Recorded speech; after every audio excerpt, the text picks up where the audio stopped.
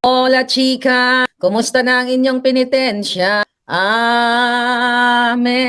Bago natin boljakin at ipakita ang ebidensya, hayaan niyo muna tayo magpasyon. Ayon sa puting ahas, dapat maghimas ng rehas ang babaeng ahas. At itong mga susunod kong litanya para kay Pebbles Talakera sa araw ng Biyernes Santo, walang pagninilay para kay nanay. Unang Ginoong Bongbong, kaluwalhatian ng bayan ay nasa iyo. Pero hindi ito makakamit kung ito ay iyong ipait. Patuloy ang pagmamalupit ng mga sindikatong kasanggang dikit at ng iyong waswit. Ayan na, tuloy-tuloy ang ating pagbabasa ng pasyon. Ito na ang susunod nating pasyon. Uulitin natin. Oo, ng Ginoong Bongbong, under the saya ng sangkalupaan.